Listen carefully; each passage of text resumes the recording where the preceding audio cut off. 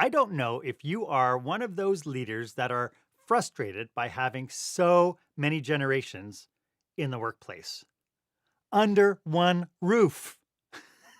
It can feel sometimes like we have generational wars going on. But what happens if you could leverage the various generations to create more collaboration, more job satisfaction, and higher employee retention? That's what we're talking about today on Marc Haine Live.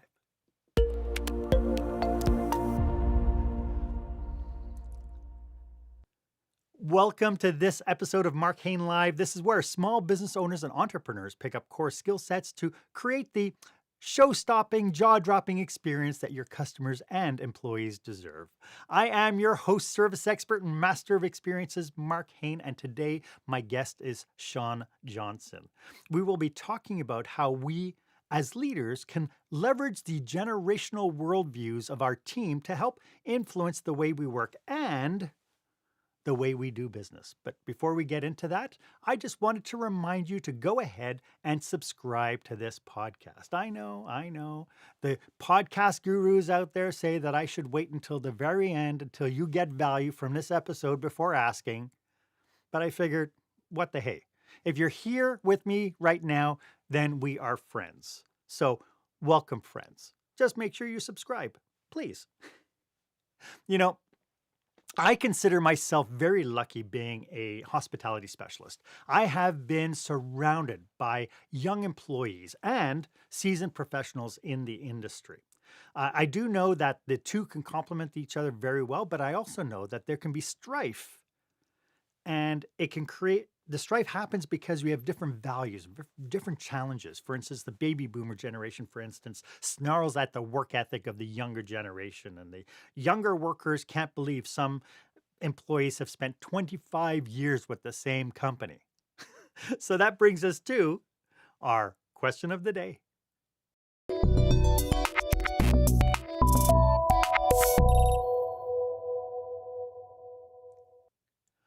What do you think is the big positive to having different generations under your roof? Good question, eh? Go ahead and share your experience on social media. Share the episode on social media and hashtag it experienced leadership and put in what do you think has been the biggest benefit to you of having different generations in your workplace.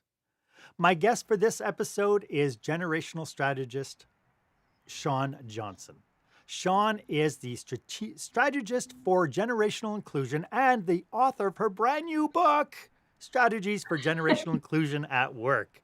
Growing up in a multi-generational family business has given her the wisdom of valuing older and younger generations working together. She is a member of the John Maxwell Rented Lips. She is the member of the John Maxwell team, a certified DISC behavioral analysis and next gen facilitator, and has completed courses in positive psychology. Shawn, welcome to the show. It's so great to have you here.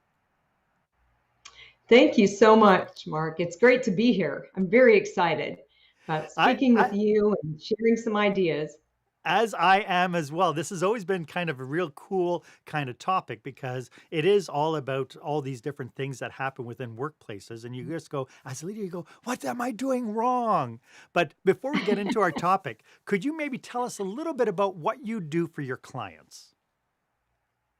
Yeah, I sure will. Well, I do a lot of presentations that are interactive because I find that everyone enjoys talking about their generation.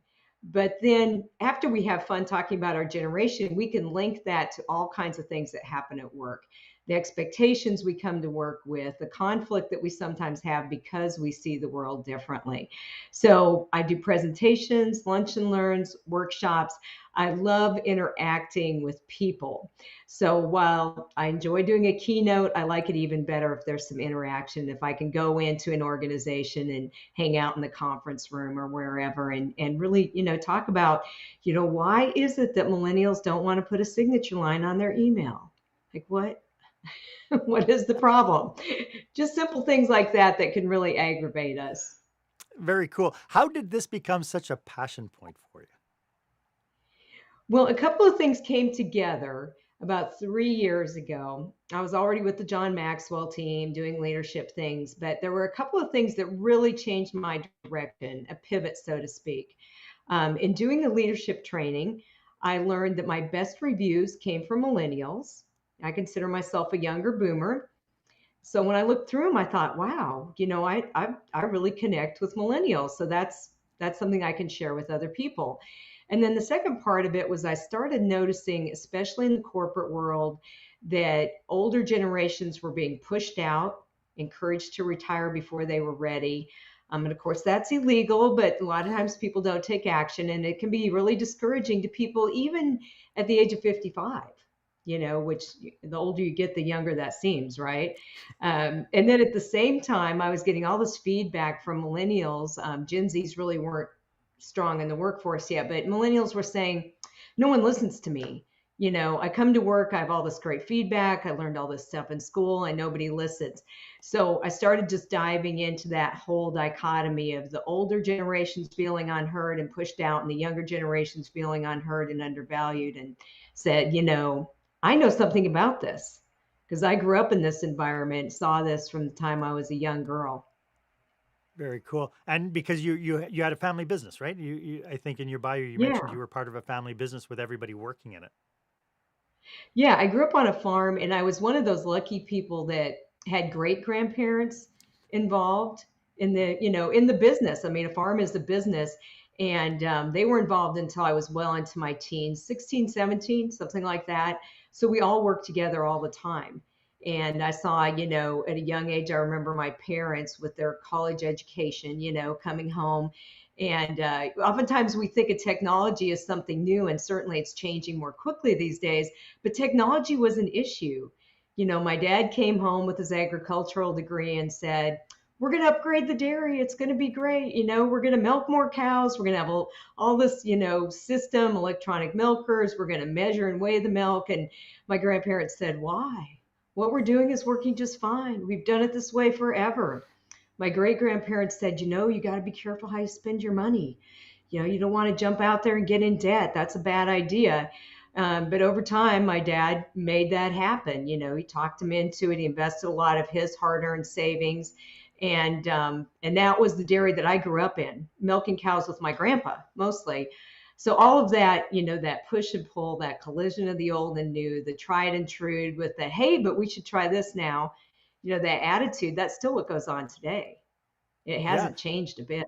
And so in that regard then, what struggles are you seeing now in the workplace when leaders come to you? What are some of the challenges that they're seeing? Well, a really funny one that I heard recently was I was working with a group of credit union managers, and something that happened was a young employee who was in the teller role, at the credit union. He wanted to take all 2 weeks of his yearly vacation because he was adopting a puppy. And that just, the manager just couldn't even believe her ears. That was just so crazy. And she said, not only is that so short sighted to take all 2 weeks vacation, I mean, all of us have had puppies and you put them in the kennel and go to work and you come home and let them out or whatever. But she said it really affects our whole staff because someone's got to cover for him for those 2 weeks. And so we had this whole conversation about how do you talk to this young person and explain to them they need some foresight, they need some planning. And sometimes we get really impatient with younger coworkers. But one thing we have to remember, and that was certainly true for this individual, is a lot of them never had the summer job. Boomers and Gen X, and certainly traditionalists, the oldest generation that we might still encounter at work, we had summer jobs, we had after school jobs. So we started learning at a young age what was appropriate and what was not. What happens if you do this or that? But a lot of younger generations haven't. They haven't had those jobs. Their job has been to go to school and then, maybe go to a camp during the summer. They just don't understand what the problem is. Yeah. Patience, right? We have to be patient. And to your point, I can remember the first time somebody came to me again in hospitality, and they called in and they said, "I can't come to work today." And it's like, "Why not?" "My cat died." And it's like, "What? It's just your cat. What are you talking?" Right? And I really had to calm myself because I realized at that point that that's a value system differential. Um, Yeah. but it was something that it actually made me laugh that somebody would call in Uh-huh. sick because their cat died. Because we've had pets as baby boomers, even if we are the Yeah. younger part of the baby boomers, and pets are pets. And, yeah, okay, you can love your pet and stuff, but, life has to go Uh-huh. on. We have to continue to go to work. Yeah. Yeah. So, Totally different value system. yeah. So why do you think now this idea of generational inclusion, why is this topic really important for leaders today, do you think? Because they benefit so much from it. And so many issues are generational that we might not even realize are generational. There's conflicts that happen at work that we might think it's personality, and it certainly could be behavioral style. But a lot of it, there's underlying generational worldviews that are causing the conflict. And when we can create some empathy and some understanding, we can get through those conflicts. I mean, even the Great Resignation, you can't look online without running into an article about that, is generational because the greatest turnover is millennials. Depending on whose report you're looking at, it's going to be people that are like 25 to 40, 42. And so that's a generational issue. Why are they leaving?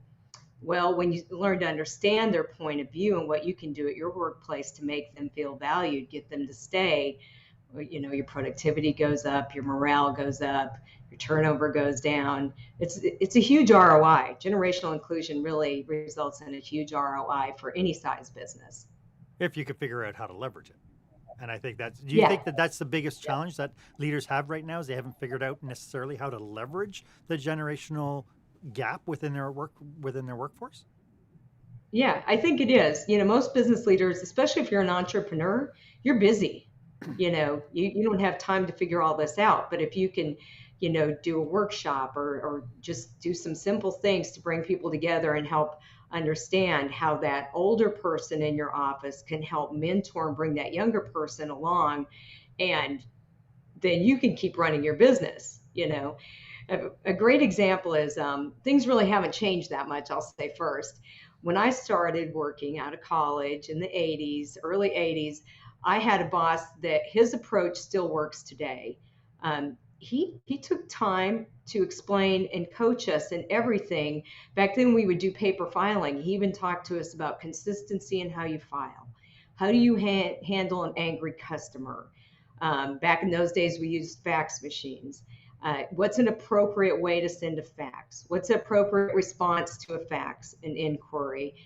Today, if you can find someone in your business, or you can do it yourself, but if you can find someone who will approach younger employees with that coaching approach, it'll make all the difference in the world. And then what you're doing is you're bringing young people in who will become a vital part of your business, and they'll also understand your younger customers, which is so important because we all know as business owners we want to do business with every age group if possible, and And in so most as long as cases you can. you right, know and as long as we're prepared to stop and listen, then right. to your point, then we can leverage it, and our business would get better. Yeah. Then we also know that younger employee might also understand from that mentoring or coaching, when an older customer comes into your place of business or calls in, why they might think the way they do, and why you might have to just bite your tongue and be patient. I always talk about the case in banking where the older customer comes in and wants to write a check for cash. Yep. Just Or say or thank the you very much. teller, or the teller getting Yeah, kind of frustrated with an older person and saying, "I don't understand why you just can't use the ATM." right. Right? Yeah. So we're Yeah, my fraught with mother all still these. doesn't understand how our debit card works. She's still. It's the way it goes. Hey, I'd like to uncover what leaders can do to increase their what you call the generational intelligence, and we'll do that right after this. When the spotlight shines on your business, are customers applauding or yawning? In other words, how is your business performing?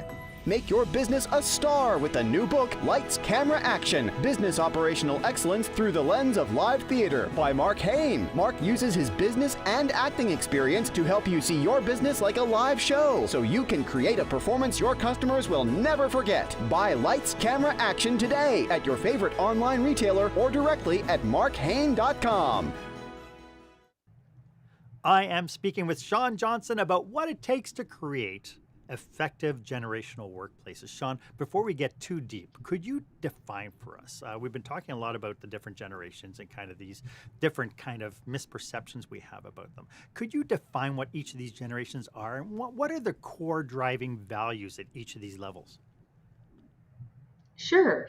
We still have some traditionalists in the workplace today. Those are people that are going to be 76, 77 and older.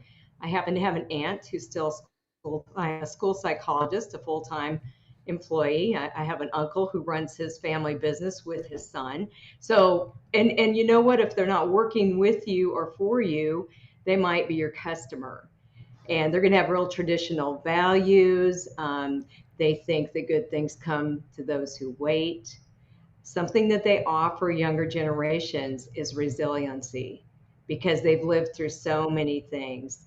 During the pandemic, there were some variations, but a lot of times I saw this older generation during the pandemic totally calm, not even upset, because they probably remembered family members who lived through the Spanish flu and the Great Depression. So they have this reassurance about them, and they can help younger generations understand that not everything that comes to you quickly is worth having. You know, sometimes there's things that we should wait for, but they're still out there. And if you're lucky enough to have one working or doing business with you, you know, leverage that knowledge, that expertise. Think Robert De Niro and Anne Hathaway in The Intern, you know, how he gives her this broader vision of what her business should be like and how she should respond to the pressures that are coming at her. So they're still out there. And then the baby boomers, you know, who many baby boomers are in good health and they do not want to retire and they have so much to offer. I think it's so short-sighted when organizations push them out the door because they have so much expertise. Even if you want to just have them work as a consultant or part-time or half-time, your older boomers, leverage their skills. They're going to be anywhere from about 58 to 70, 75, 76, somewhere in there. They're right behind the traditionalists. But they have seen so many things change. And so they can provide perspective, things that didn't work in the past so we don't reinvent the wheel. But probably the number one thing the baby boomers bring is they are high relationship people as a generation. They're great at networking. They're great at building relationships. And many of them love to mentor younger people in a very positive way, not in a condescending way. So leverage that. The next generation is Gen X that followed the baby boomers, a smaller, quieter generation. They are hard workers. They're practical. They're independent. They're your worker bees a lot of times. They're in management. They're getting things done. One thing to remember about Gen X is that they really appreciate work-life balance, and many of them still have children at home, and they're caring for aging parents at the same time. So if you're working with a Gen Xer, keep that in mind because a lot of times they're called the sandwich generation. But they are very practical. They like autonomy. They're great at problem solving, good leadership skills. And of course, following them is the Millennials. And that probably when you get to generational issues is the first thing that comes up. And it's usually a little tug of war between the Millennials and the Boomers, which is ironic because the Boomers are traditionally thought of as the parents of Millennials. Not always the case, but very often the case. And what did we do? You know, we had fewer children overall, so we did everything for them. We went to every sporting event. We were like, well, you played the whole season, so you should get some kind of credit, even if your team didn't win. And, you know, we're called helicopter parents. And there's a lot of reasons for that because safety was an issue, you know, kidnapping was an issue. And there were all these things going on in our world. So what did we do? We made sure we did everything with our kids, right?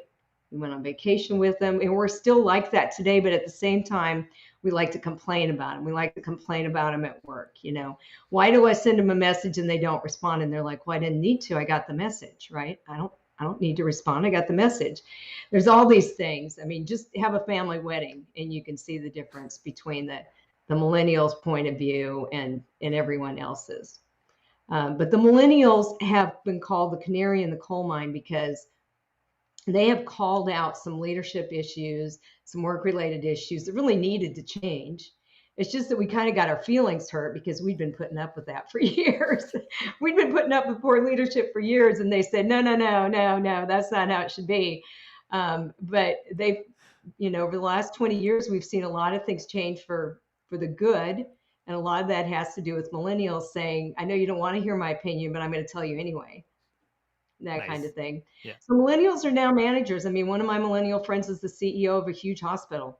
Some of them aren't, but we got to remember that they're just approaching life at a later age than older generations for a lot of reasons, college debt, all kinds of things going on with them. So, where their parents might have bought their first home at 25, for millennials, it might look like 35. And a lot of them are just choosing not to live that lifestyle too. They're choosing not to have children at all and just live a different lifestyle. But that's their prerogative. And a lot of that has to do with the world they grew up in. Last of all, we have Gen Z. And sometimes people get confused. They think that the millennials are like Gen Z or Gen Z are like the millennials. But Gen Z are traditionally thought of as the children of Gen X. They're going to be practical. They're going to be more pragmatic. And an interesting thing is they're not as digitally dependent as millennials. They really like to have face-to-face conversation, whereas especially younger millennials really would rather just send you a text. And of course, those are generalizations. These are not boxes we can put people in, but they are really good guidelines for understanding behavior, especially when it comes to work and business. Especially being able to understand that there are really concrete differences. And it shouldn't Mhm. just be shrugged off. People are people. They should just all behave well.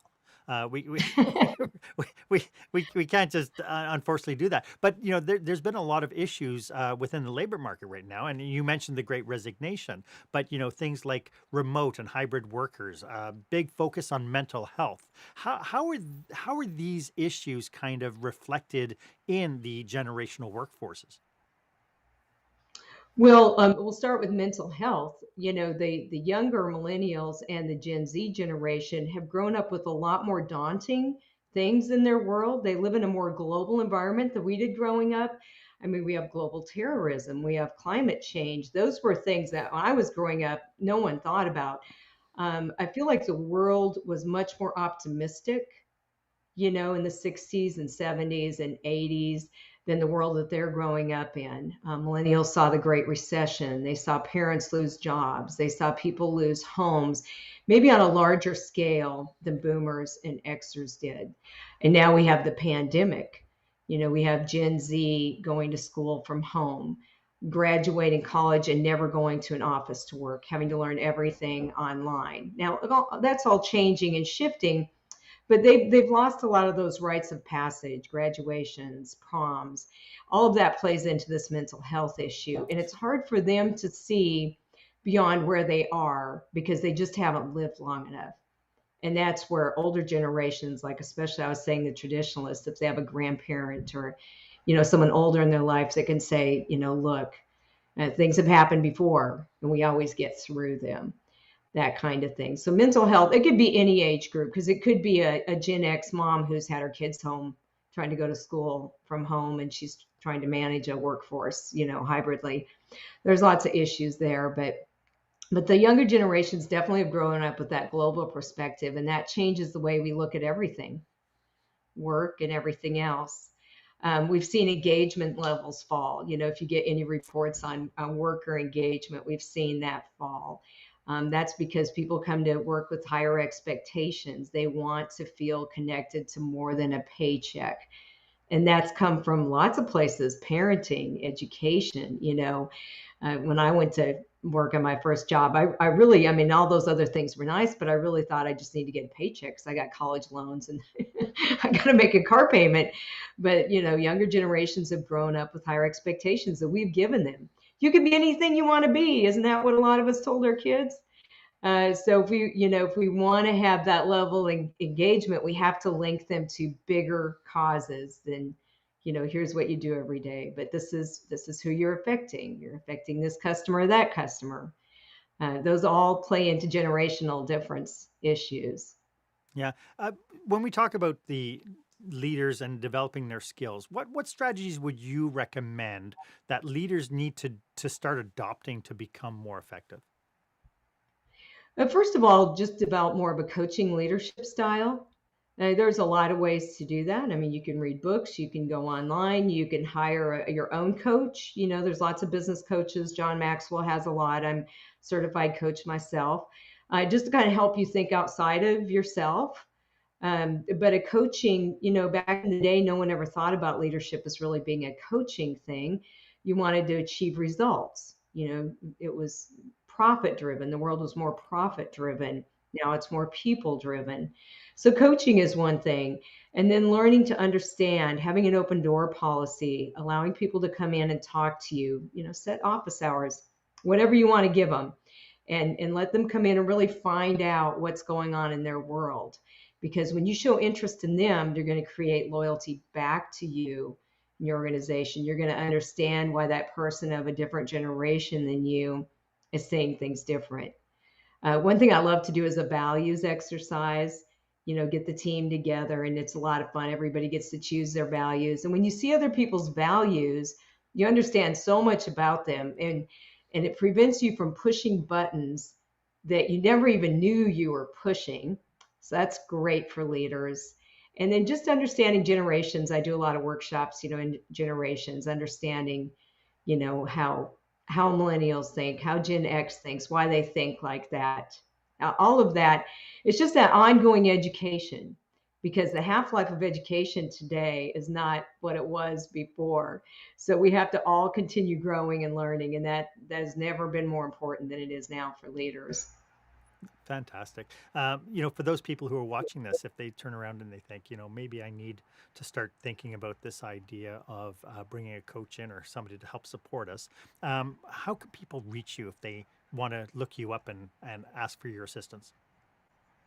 Sure. My website is ShawnJohnsonSpeaks.com, and it's spelled just like the gymnast, ShawnJohnson with speaks on it.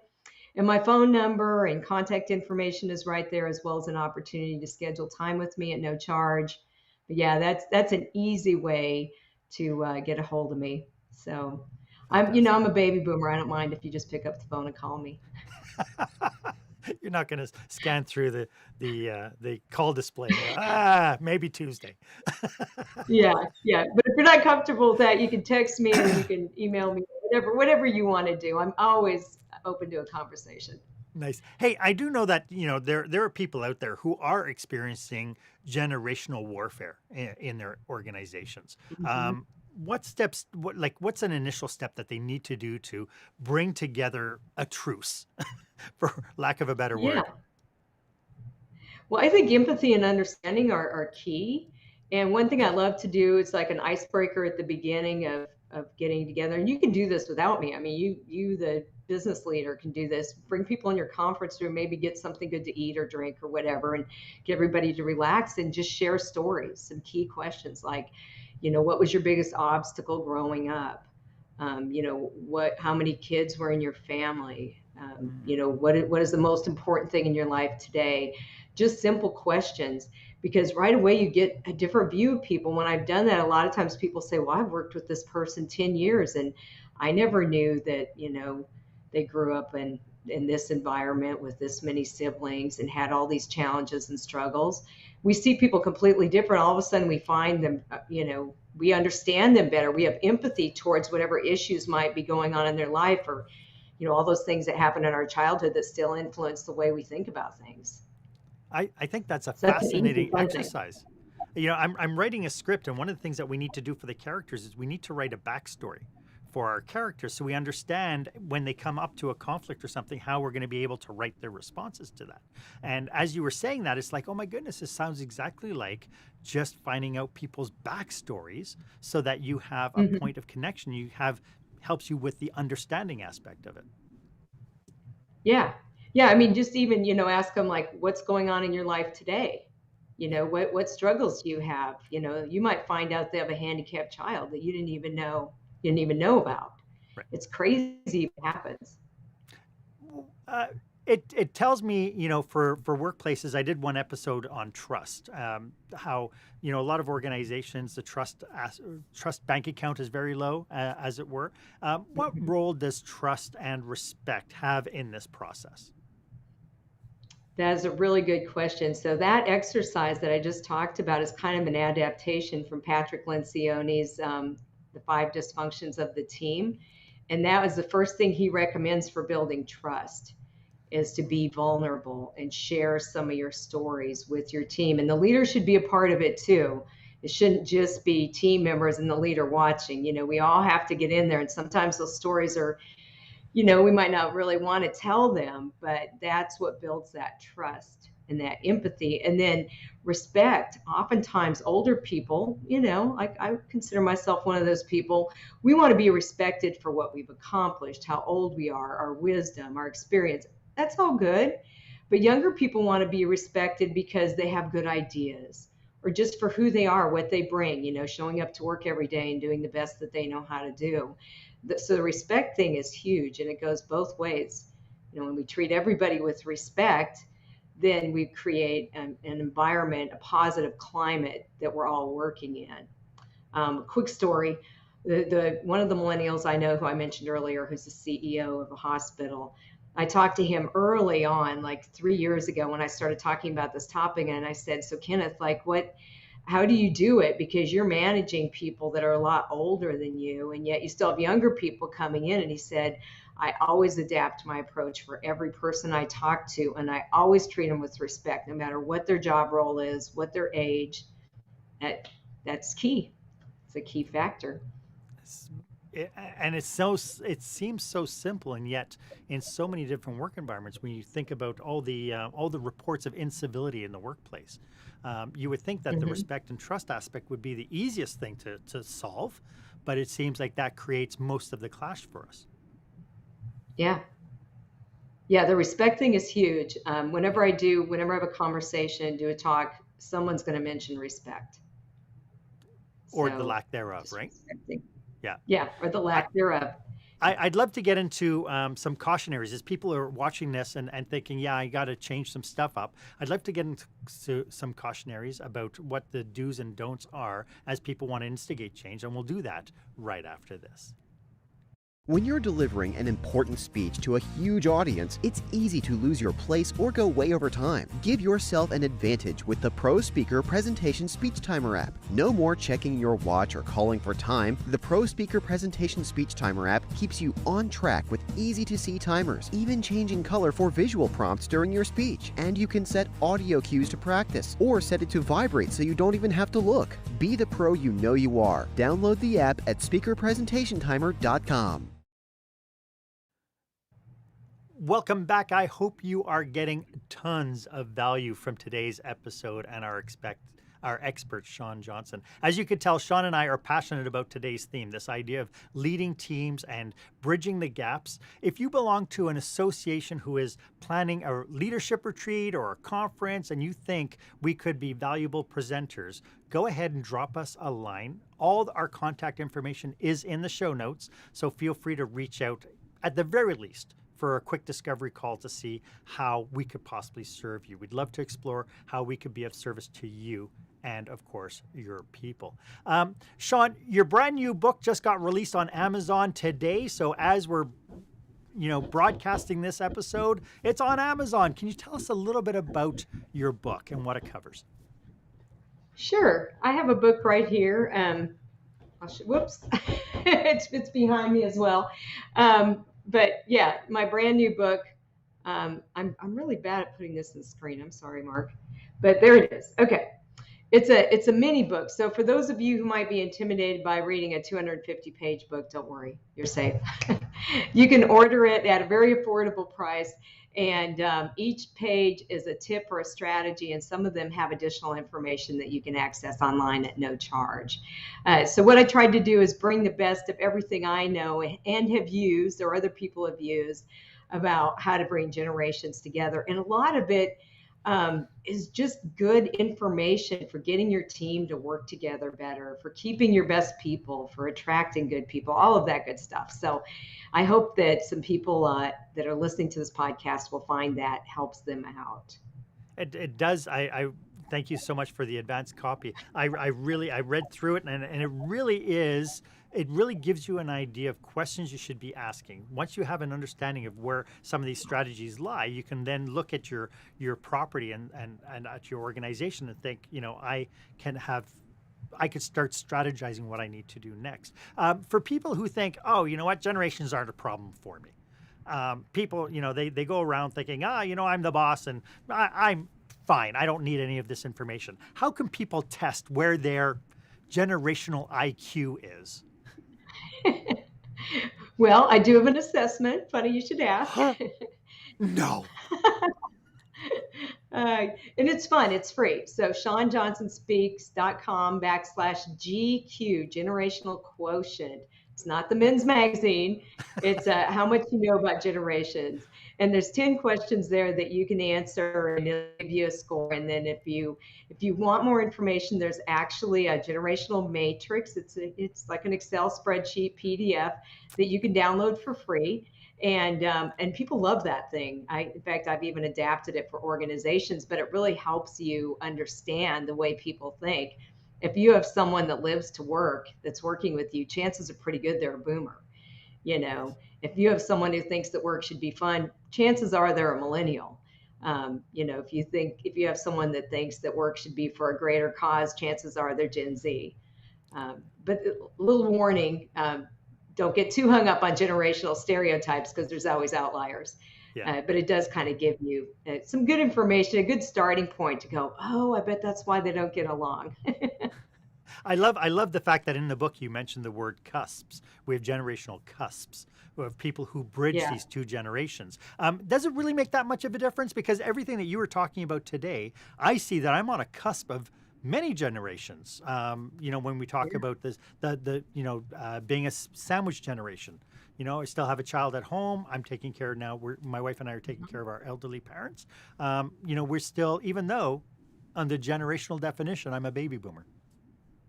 Yeah. I'm basically a cusper as well. As a rule, most of my life I've identified with the older, the boomers. That's just me personally. There might be people my age that don't feel that way at all. At the same time, my siblings are definitely Gen X. They're younger than I am. So I kind of see both sides of the coin, if you will. And that's a great person to have in your organization, the one that gets both extremes. When it comes to, here's a great work example. So Gen Xers that are cuspers, especially towards the younger end, or millennials that are cuspers on the older end, they saw a lot of changes in technology. And those people can be great at bridging that gap between those of us that didn't have a personal computer until we were at work. I mean, I didn't have email until I was 3 years into my career, 4 years, like we didn't even know what to do with it. So they're great at bridging that gap between the technology that older people might be familiar with or comfortable with and the stuff that the younger millennials and Gen Z are actually just expecting. So if that makes sense, your older millennials, they grew up with AOL dial-up and all that, whereas the younger millennials, it didn't. And they can kind of bridge that gap and explain, well, this is why so-and-so might think of things like this. Because the rule is, this is Jason Dorsey, generational expert. I'll give him the credit, but he says, if you remember what the technology was before, it still seems like new technology to you. And that's really important to remember. If you're talking to someone like me, the iPhone still seems like new technology to me, versus if you're talking to my daughter, she does not remember life very well without having her own iPhone. I mean, she just, vaguely. It's so interesting because I'm floored. My son is 35 this year, and I'm floored at just looking at his lifespan, how much technology has changed and evolved just in his lifespan alone, from microwaves to VCRs and like a craziness, how much stuff has evolved and how crazy it's all gotten. As we get into talking about having people do generational inclusion. Are there any cautionaries, like as people start thinking about, yeah, we need to do something in our organization to start becoming more in sync? What are some of the cautionaries you would have? Well, first of all, generational stereotypes is a problem. And while we're joking around about what we identify with, what generation, when we start using that too much at work, that creates silos. Sure. We all understand that. And even when I'm giving a presentation, a lot of times I don't ask people to identify with a generation because some people are, they're a little offended by that or they don't relate or whatever. So let's not make jokes about boomers or millennials. Let's not do that at work. That just creates more problems. And then don't assume by looking at someone, or maybe in your mind you're thinking, I think they're a boomer and they're an older boomer, so I don't think they're going to understand this new technology. We can't assume that. There's traditionalists that walk around with iPads and they very much understand technology. And then there's younger people who still aren't comfortable with technology. If you had a problem and asked them to help you, they wouldn't even know what to tell you. They know how to use it, but they don't really understand it. So all of those stereotypes can just become a really big problem. And we shouldn't assume that older people in our workplace don't want to learn new things because a lot of times they do. Just like we shouldn't assume that younger people aren't interested in leadership training because they're not up for a leadership role. A lot of times they do. They want to improve themselves. They want to develop those leadership skills. So all of those are easy assumptions that we can make that get us in trouble. And it's so funny because a lot of those assumptions can be beat out. Like I'm the mindset that the era of annual evaluations has seen its time, and we should wrap those suckers up and park them away. That we need to, as managers, we need to now evolve into more of a coaching relationship rather than a you do this relationship. We've gone from being transactional managers now to being relational managers. And I think taking Yeah. on the coaching aspect, I think would be such a stronger stance because that's how we're going to learn if we have anybody in our team who is aspiring to be a leader or wants to take on more responsibility and so on. The old baby boomer mindset of just putting on the blinders and keeping your head down and just doing the work is gone. Yeah, exactly. And you know what? The world is changing so quickly that if we're not using that constant feedback, give and take coaching, um, we're not going to be able to adapt to react to change the way we need to. And so sometimes I hear people complain, oh, the younger generations, they just want immediate feedback. That's the world we live in. I mean, think about it. We have to have that feedback to keep us on course because think about how much things have changed in the last 2 years. Yeah. It's And crazy. And yet there's such power in that because if we look at it from our customer perspective, we want to know if our customers are dropping off. We want to know very quickly why they're dropping off. I mean, it's not in the Right. 1920s, you might be the only company creating grommets at the factory and selling grommets. But now in that mindset, we have 300,000 companies producing grommets and we're losing market share. And so we need that immediate feedback. And so do our people, which is a different way to Yeah. be able to look at that as well. Yeah, definitely. So instead of being annoyed with it, we should use it to our advantage Yeah. and Yeah. and get their feedback too, because sometimes those people at the ground floor see things we don't see. Yeah. Shawn, this has been just an absolutely phenomenal conversation. As we wrap up, do you have any last thoughts? Well, I think it's all about inclusion. And I think, organizations that are inclusive in every way, we like to talk about diversity, but it doesn't work without inclusion. So, Right. the next time you need to make a hiring decision, hire someone in an age category that you may not have on your team right now, Yes. and then be inclusive and watch your return on investment go up. Love it. This has been fantastic. Could you just remind everybody one more time how they can get a hold of you? Yeah, it's ShawnJohnsonSpeaks.com. And you'll see my email, my phone number right there. And you schedule time if you want to have a conversation, schedule some time with me or just give me a call.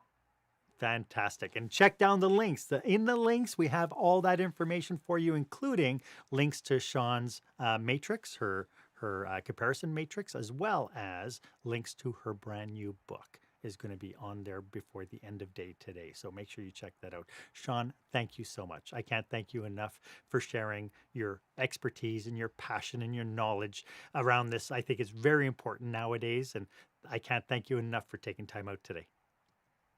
Thank you, Marc. It was a lot of fun. Thank you.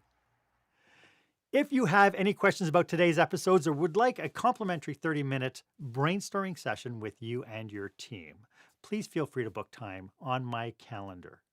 I have tons of resources I can share with you. And if I don't know it, I have a theory that between me and the rest of the world, we know everything. I can find somebody who can help you out. The link is down below. It's the one that's written in with meetwith.markhaine.com. As always, I am at your service. And if you haven't done so yet, go ahead and subscribe to this feed and follow me on social media. I'm bringing you fresh content virtually each and every week. It's great, and it's a great way to keep up on it. So my name is Marc Haine. Thank you for joining me today. I hope you stay safe, stay healthy, and I hope you dare to be the exception.